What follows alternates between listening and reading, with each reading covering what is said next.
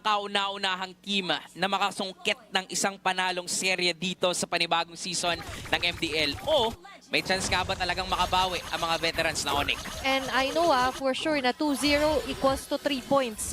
Tama. So 3 puntos agad ang posibleng makuha dito ng Code kung sakali. At sabi nga natin, investment. Magandang investment ang 3 puntos na yun to start off their debut dito. Pero ngayon, debut rin ng mid lane, nagkakagulo-gulo na. Kira, Maven, and Ents ngayon. Medyo, sabihin natin nakakapag-dealt na magandang damage. But still, we cannot deny yung continuous harassment na pwedeng gawin ng isang Kimi on the mid. Oo, pinaparamdam pa rin ni Kuya Aizawa. Ito yung veterano moves. Sa basketball, yung mga sigo-sigo jutsu ng mga matatanda na hindi kita ng ref. Ganon katindi si Aizawa. Magaling nga din mag-basketball yan eh. Hanggat di napipituhan. Oo, laban lang. Laban. Pero titingnan natin dito for Code, how will they maximize the Selena and Baksha? Diba? Sila din eh. Nagpaparamdam sila dito na, oy, bagong salta kami dito sa MDL O ito, wini-welcome namin yung mga sarili namin sa pagpapakitang gilas. Tama naman. Tsaka when it comes to the laning phase, I would say it would go for the direction of Code. Kasi kita mo naman kung paano umaatras yung Onyx Uprising sa mga poke mechanism na meron. Coming in from a Diesel Arrow, yung hit and run. Yan o yung, uuntog pa nga. Kakasabi lang yun ang hit and run Yan naman yung advantage na kailangan i-maximize talaga ng Code kung gusto nila mapasa kanila yung unang pagong natin. Parang ang nakikita nga natin dito, hit and hit. Diba? Bangga dito ni Maven, tapos hit nung arrow dito. Netong si Enz. So yung combo nila, on point talaga. Doon natin makikita yung mastery nila dito with these two heroes. Turtle, sinisimulan na dito ng Code na palayo ng bahagya sila Luke. Okay, dyan na marami Patrick. Pero sa ngayon, marami rin naman totot dito. Sila Manila Boy, katulad din dito nila Lalos na matatangga naman on the first blood here na mapupunta onto Maven. Members of Onyx Uprising. Nagulo yung formation just because the jungler was taken off early by Code. Grabe yung focus fire nila kay Lalush. Hindi nila hinayaan si Lalush. Wait lang, si Yuktizzy present na agad. Nakakuha ng kill. Lilipat ba? Mukhang hindi naman. Lilipat para mag-double lane si Azu. So, that is a good thing for Onyx. At least nakakuha sila ng isa. At yan din naman yung kailangan nilang gawin. Wait lang. Punish, pero when it comes to punish, Aizawa, babawiin na naman yung Code. Okay, medyo nagalit yung duo, Aizawa and Yuktizzy. At ngayon, sinalubong na sila. Lush again ang mapupuruhan. But this time, he will go away on scat here from Code. And as we've mentioned, para sa Code, kailangan lang nila panindigan yung fast-paced game na meron sila. And right on for Onyx Uprising, kung fast-paced ang usapan, sige, we have to adjust. Adjustment of Yuktizzy, getting a kill, even Aizawa getting a kill on their mid lane. Maganda for our double marksman setup for Onyx Uprising. Season 1 pa lang, magkakampi na yan eh. Kaya Diba? Season 1 pa lang, magtropa na yan eh. Sila na yung nag-step up dito sa game na to. That is why, sa isang iglap, nakakuha din si Yuktizzy ng maraming platings dun sa itaas. So, ibig sabihin, dun sa kanilang laning matchup, gold lane versus gold lane, lalamang na si Kuya Yuktizzy. At yan din naman yung kailangan nila para at least makapag-item siya to the point na mararamdaman na natin yung damage ng isang carry.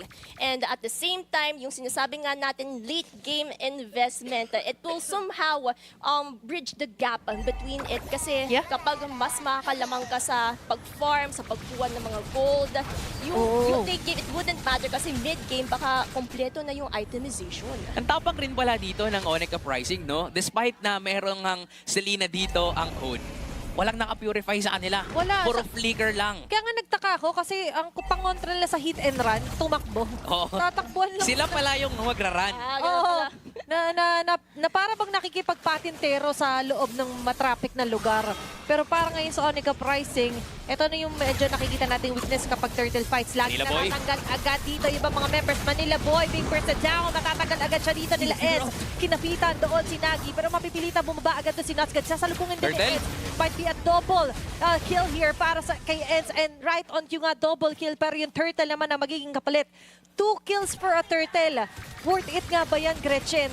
In terms of worth it, I think so. Parang nagbabalance off lang ang between it. Pero nakakatakot yung galaw ni Maven sa mapa. Parang iikot-ikot lang siya to the point na sino ba ang mababangga ko in the process? Kasi kapag may nabangga dyan, naku po, baka delikado na yung... Okay, wait lang medyo nakakatakot yung sitwasyon for Onyx Uprising pero hindi sila yung nasindak. Sila pa yung nanindak.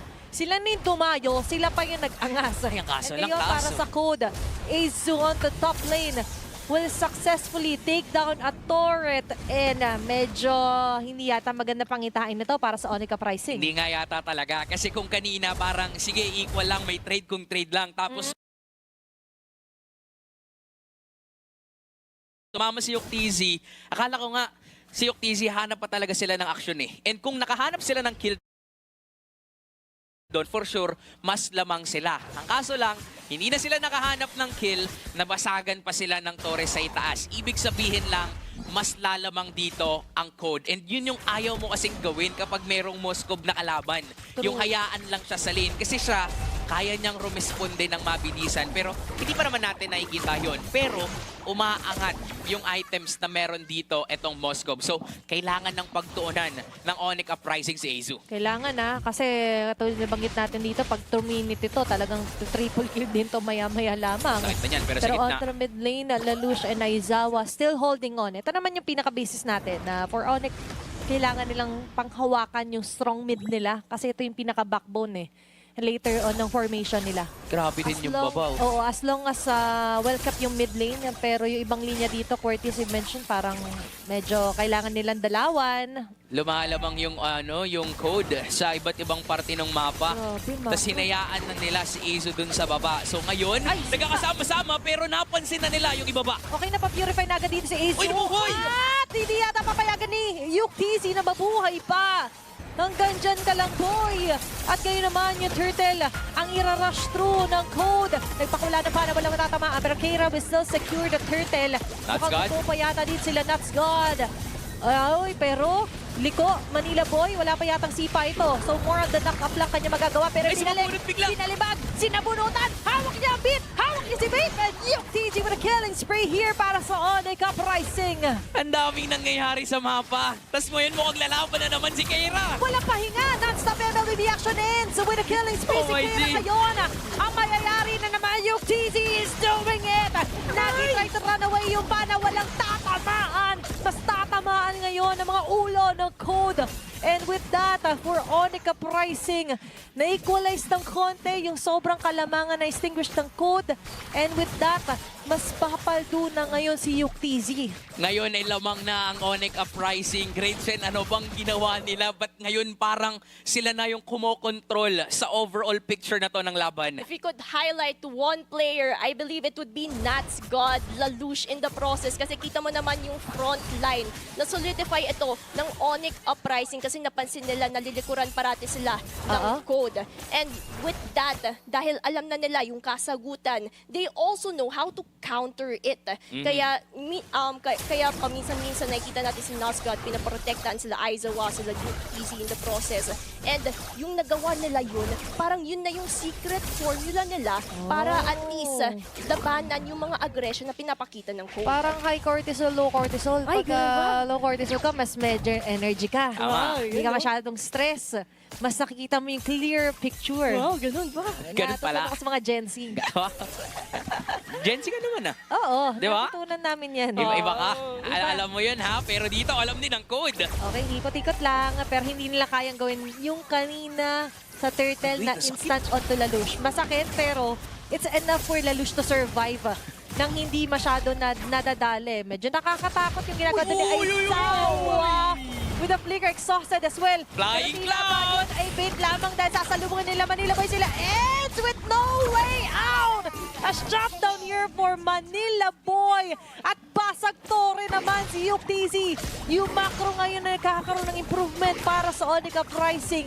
Diretso Wow. naman sila sa Lord. Uy, Na hindi pinag-iba pa! Sisigarin at hindi nila papansinin niya ito. Isisipain pala. Tinatry tumakas si Keira. Pero kinabitan, sinabunutan ni Nia. Tahayaan. Paano makatakas pa? Pero ginamitan ng red. Nuts God pa ang kapalit. And Code slowly regaining their composure. Nabigla Lalaban man ulit. sa mga pangyayari. Pero non-stop MLBB na naman. Ay, tumama yung Lord. Umangat si Maven. Nagkikakape ng Onyx Uprising yung Lord doon. Nagi sa gilid. At nakukuha pa nila yung Lord sa kamay nila. Ay, tinamaan Nagi pa. and Ends sa gilid. Tatamaan naku. pa nung Abyssal Trap and Arrow. Lelouch is falling down.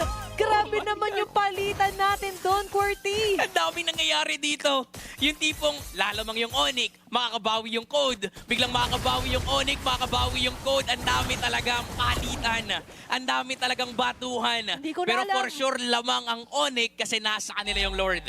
Ang ganda ng sagutan nilang dalawa to the point na hindi natin alam na nag-equalize pala. Every time nagkakaroon ng advantage si Onyx Uprising, nababawian din naman ng Code. And also, that also goes the same for the vice versa. Every time nakakalamang ang Code, nababawian din naman ng Onyx Uprising. Ito si Maven natutunaw na. Sipa na naman sa mukha. Wala na agad dito si Maven. Rumor down here for Code. And to finish off yung sinasabi mo kanina, Gretchen, Grabe din naman kasi yung ginagawa ni Onyx Uprising para somehow i-decode yung code itself. Ang ganda din in terms of really being aggressive, punishing yung mga punishable heroes, and at the same time, kita na naman natin yung Agresibo aggression nila towards the bottom lane. Agresibo talaga si Natsgan.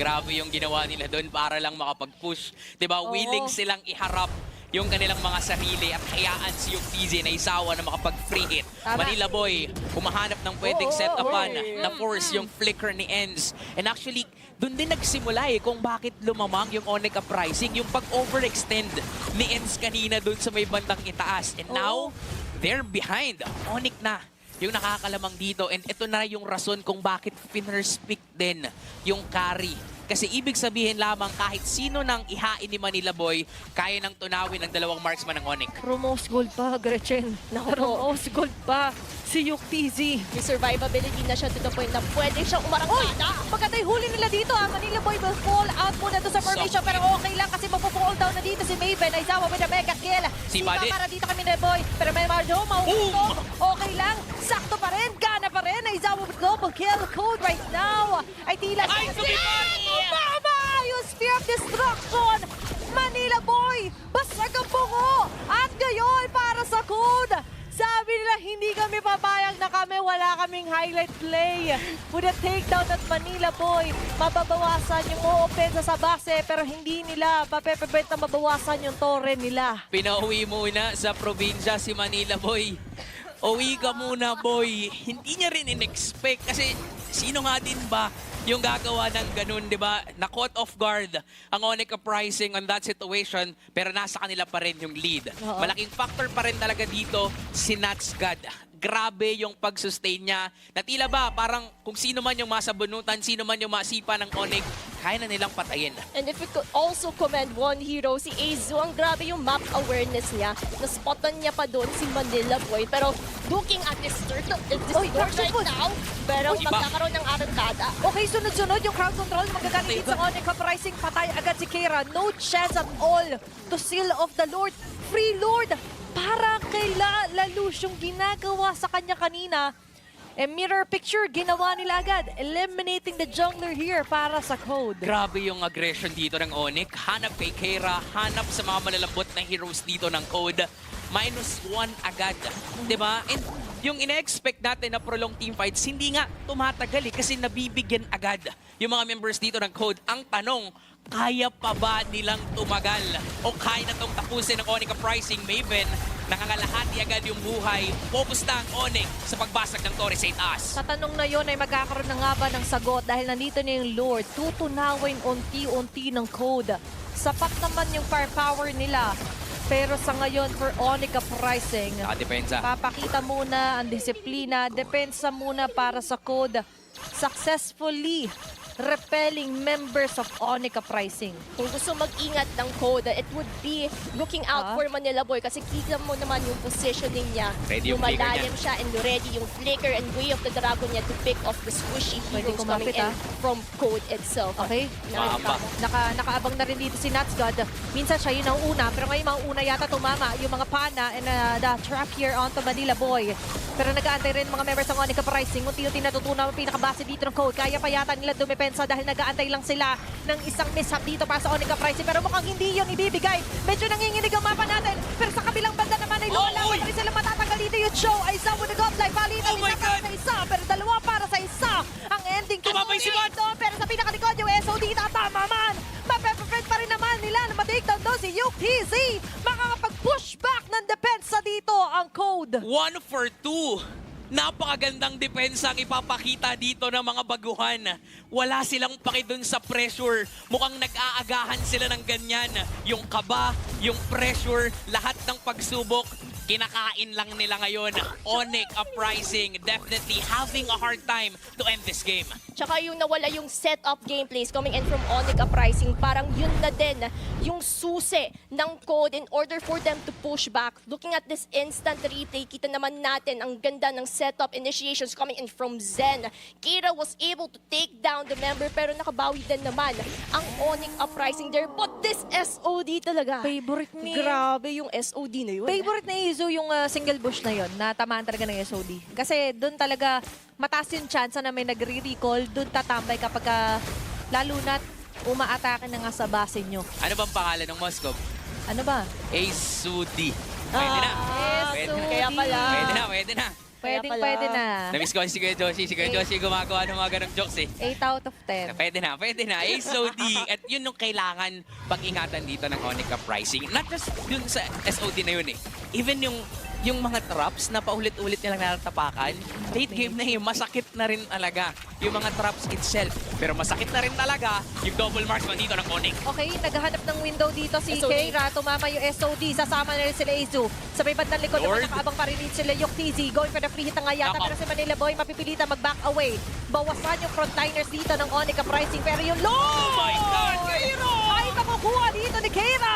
Pero ngayon, mag-iinit ang ulo ng mga members ng Onyx Uprising. Tinanggal kapalit ng Lord ay si Maven. May kasama pa nga pagtipi-tipi sa mukha ng Onyx Uprising dito mga members ng Code. Kailangan nilang sagutin yung Lord na nanakaw sa kanila. And with that, disrupted na naman yung whole process natin dito. Buhay na buhay pa rin talaga ang Code. At ngayon ang Onyx, sasalubungin nila yung Lord dun sa may bandang itaas. Nakatayo lang kanina si Keira, inantay niya lang talaga na mabawasan yung buhay ng Lord. Sabay pasok na rin ni Azu dito, mukhang lalaban ng Code. Naghahanap sila ng paraan para makuha na yung kalamangan dito against Onyx Uprising. Pero hindi madaling balik ka rin ang sitwasyon. Lamang na lamang pa rin dito ang mga veterano. Kung babalikan din natin yung mga veterano, which is Onyx Uprising. Double marksman yan eh. Sa kanila, yung late game damage na hinahanap natin. 17 minutes na ng laro natin and we can definitely feel Kimi carry in terms of their damage output. Itemization-wise, kompleto na ng ating mga kupunan.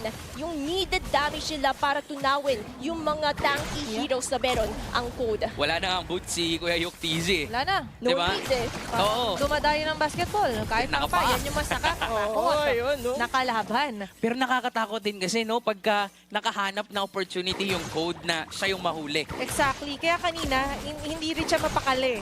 Oo. And ito yung advantage for Code. They know na kapag nangalahati yung buhay ng frontliners, katulad nga ni Manila Boy and ni Nuts God, napipilitang matras ng Onyx Uprising. Kaya nga nagkaroon ng space lumakaw si Keira eh. So all they had to do was somehow just give enough damage na mapaatras yung frontliners and that's it. Kasi more on isolation, single play yung nagagawa lang naman ni Manila Boy at ni Nuts God. So Hindi pang parehas na sila. overall. Oo. Banata na kung sino yung nasa harap. Oo, kahit di nyo mapatay, basta mabanatan nyo, Pwede na. pwedeng-pwede na para sa Code. Takutin lang. Yun lang yung kailangan gawin. Tapos pag napalayo, di pwede nang lumaban yung Code. Pero for Onyx, ganun din kasi kung sino yung masipa, pwedeng-pwede na rin. Lock and loaded na nga yung mga items nila dito. Even yung mga roamers, halos palak item na. Pero para sa akin dito, for Nuts God, siya din yung pwede natin pagdoonan ng pansin, glowing wand. Oo nga eh. Yung isang glue dito, Gretchen. Yan din sana ipo-point out ko eh kasi nandyan na nga yung katibayan, nandyan pa yung glowing wand damage which by the way is buff in this current update. Grabe din naman kasi yung magic power na increase.